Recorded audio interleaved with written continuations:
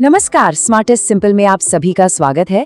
आज हम सुजस सार बुलेटिन का पूरा विश्लेषण करेंगे और राजस्थान की जो भी प्रमुख सरकारी पहलें हैं उन पर गहराई से नजर डालेंगे। तो चलिए बिना कोई वक्त बर्बाद किए सीधे शुरू करते हैं। ठीक है, तो सबसे पहले बात करते हैं पर्यावरण संरक्षण की।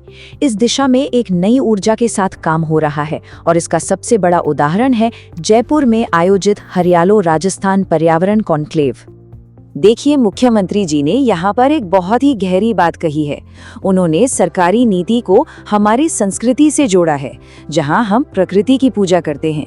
उन्होंने ऐतिहासिक खेजड़ली बलिदान का भी जिक्र किया, जो दिखाता है कि पर्यावरण के लिए समर्पण हमारी जड़ों में है। मतलब सरकार की नीतियाँ सिर्फ कागजी नहीं है, बल्कि उनके पीछे एक सांस्कृतिक सोच भी है।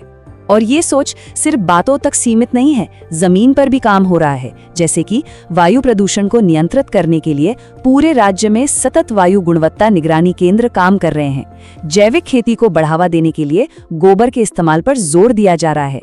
हमारे जो पानी के स्रोत हैं उन्हें साफ करने के लिए वंदे गंगा जल संरक्षण अभियान चलाया जा रहा है। और अच्छी खबर ये है कि इसके नतीजे भी दिखने लगे हैं। जैसा कि संसदीय कार्य मंत्री श्री जोगाराम पटेल ने बताया, प्रदेश में भूजल स्तर में सुधार हुआ है और वन क्षेत्र भी बढ़ा है। चलिए अब उस विषय पर आते हैं जो आप में से बहुत से लोगों के लिए सबसे ज्यादा जरूरी है, और वो है युवाओं के लिए रोजगार और भर्ती नीति में हुए बड़े बदलाव। तो नौकरी ढूंढ रहे युवाओं को सीधे कंपनियों से जोड़ने के लिए सरकार ने एक बहुत बड़ा कदम उठाया। पूरे प्रदेश में 410 रोजगार सहायता शिविर लगाए गए।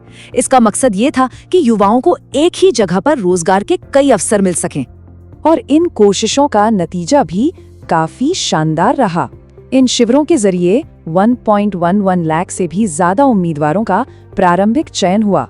ये रोजगार पाने की दिशा में एक बहुत ही मजबूत पहला कदम है। अब ये जो जानकारी है, ये हर सरकारी नौकरी के एस्पिरेंट के लिए बहुत जरूरी है। भर्ती नियमों में एक बहुत बड़ा बदलाव किया गया है। पहले जो रिजर्व लिस्ट होती थी वो सिर्फ 6 महीने के लिए वैलिड रहती थी। अब उसकी वैधता को दोगुना करके 1 साल कर दिया गया है। इसका सीधा मतलब ये है कि अब वेटिंग लिस्ट में मौजूद ज्यादा उम्मीदवारों को नौकरी मिलने की संभावना बढ़ गई है। ये वाकई अवसरों को बढ़ाने वाला एक फैसला है।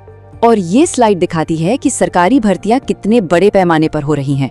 पिछले 2 सालों में 92,000 नियुक्तियां दी जा चुकी हैं। 1,33,000 से ज्यादा पद अभी भर्ती प्रक्रिया में हैं और इनमें से 20,000 पर तो बहुत जल्द ही नियुक्तियां होने वाली हैं। तो कुल मिलाकर ये एक बहुत बड़ा आंकड़ा है। सीधी नौकरियों के अलावा सरकार वित्तीय मदद भी दे रही है। मुख्यमंत्री युवा संबल योजना, जिसे हम बेरोजगारी भत्ते के नाम से जानते हैं, उस पर अब तक 1,155 करोड़ रुपए से भी ज्यादा खर्च किए जा चुके हैं।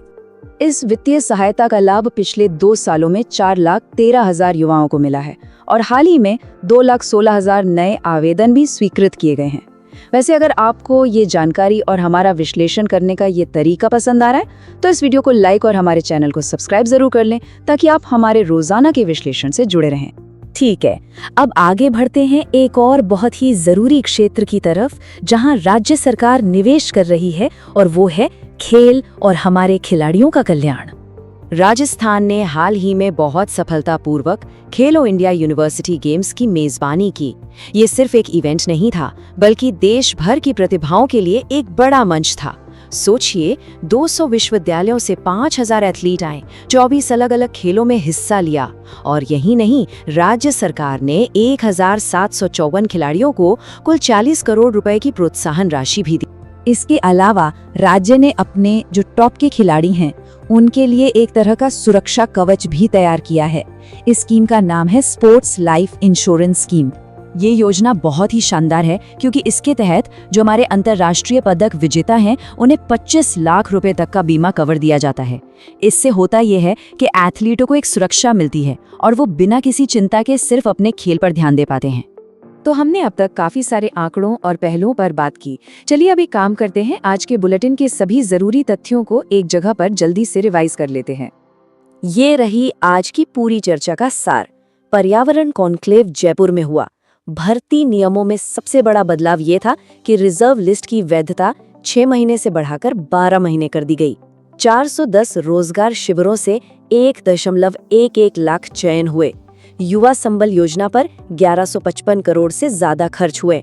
ये सारे पॉइंट्स आपके रिवीजन के लिए बहुत महत्वपूर्ण हैं। और अब जाते जाते आपके लिए एक सवाल, ताकि पता चले कि आपने कितना ध्यान से सुना। सवाल है कि आरक्षित सूची की वैधता को कितना बढ़ाया गया है। आपके ऑप्शंस हैं A, B, C या D।